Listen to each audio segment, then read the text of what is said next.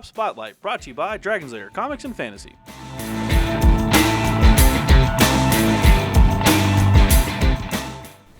Hey, Bulls fans, AdamHarry back again with Michael from Dragon's Lair Comics and Fantasy. And today we have another Tabletop Spotlight. Michael, what did you guys bring today? Today we have Dead of Winter here as a board game, not necessarily a new release, but it's definitely a fan favorite, so we wanted to show it off. Awesome. Well, it looks zombie themed. Everybody loves zombies, right? Definitely zombie themed. Cooperative gaming, so everybody fighting against the zombies, which is cool. What would happen. Yeah. I mean, there's also the possibility for a defector, traitor, so... Why would you... That's what I would do, let's be fair. Betray I'd people? steal the food. You'd betray your friends? Well... Moving on. So who makes this game? This is by Z-Man Games, previously by Plaid Hat, but recently Z-Man purchased them. So it's by Z-Man now. They distribute it. It's for 2 to 5 players. Sweet. And it runs from 1 to 2 hours, depending on how many players you got. Okay, so this is a little bit longer. Strategy-wise, would you say it's a little heavier strategy. Okay. Nothing too hard that your average newbie can't get into, but definitely very strategy inclusive. Yeah. Cool. All right. Well, this is the front. Let's take a look at the back real quick. So you can see here. Well, actually, we'll zoom in. Why don't we just jump onto the box? How about that? Okay, Dead of Winter here. Real quick, let's show off the back of the box. Yep. We try to do that, but yeah, this is a really cool game. Again, it's a board game, but and more. Uses D6s and it has the special dice, right? Yeah, special die to basically determine if your survivors get wounded or not. Can result in their instant death if zombies happen to get the better of them. Right on. Well, speaking of getting wounded, I've got the knife. Let's get in here. So. All right. Somebody call 911. That's right. He's got a knife. I guess 911 doesn't really help you in the apocalypse. Right. I don't know. First responders? I don't know. I mean, there's a fireman you can play as in this game, so... There you go. Do you have a zombie escape hand, by the way? I do. Just, always have one just for fun. Taking a note to write that down for later. Let's open this up. I really love the front cover of the box here. You can't really tell on the camera probably, but it's got a nice sort of glossy... Yeah, it's actually really high quality too. Like this box is pretty thick. And obviously well put together because I can't quite open it. There we go. There we go. Alright, let's show off these components here. So, okay. So it's all sealed up. Some of it is. That's fine though. Yeah. These are sort of your play mats basically, as you can see here. Let me just show off a little bit of the place here. These are where your zombies will enter into your compound here, which is what part of this is. Your food supply goes here. This is your morale track. So you can tell how happy your settlers are or not.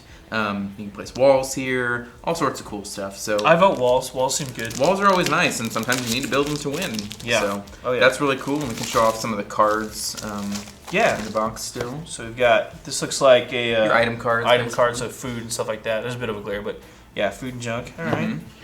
These look like player cards. Yep, those are different survivors you can play as. Who's on the front there? It's like Brian Lee. The mayor. Mayor. You can tell each character basically has a small score there. That's basically their like charisma, kind of their leadership.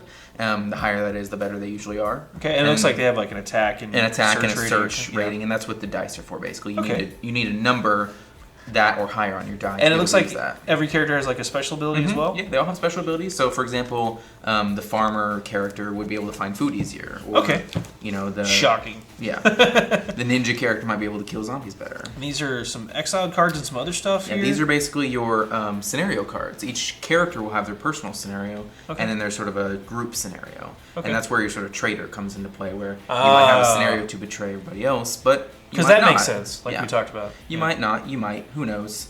Yeah, this seems like you win the game if all the following is true, so it gives you certain that qualifications. Okay. And the exile in the back, like we said, is there's sort of a vote them off the island mechanic, where you can, if you think someone's a traitor, kick them out of the game. That's the way to do it. And we have some more item cards. That looks like a search deck, so yeah. And then these are what's called crossroad cards. They basically have sort of story aspects on it. They're where certain qualifications happen.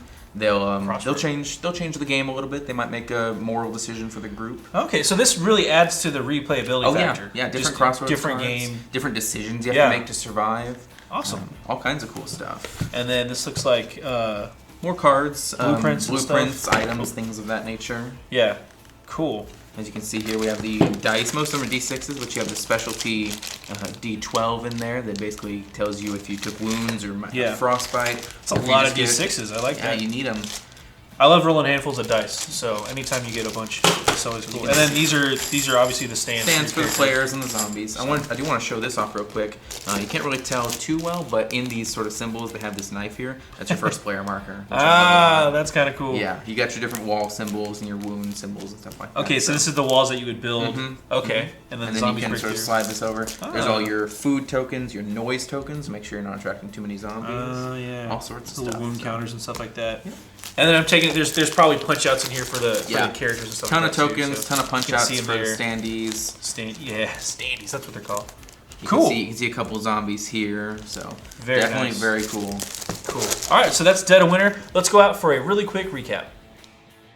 All right, so quick recap: Dead of Winter, the board game from Z-Man Games. Yep. Again, 2 to 5 players, 13 and up. It says on the back, babies 36 months and under. Yeah, don't play with your 2-year-old. Yeah, probably not a good call. I mean, choking hazard. Strategy, I would say, but choking hazard also.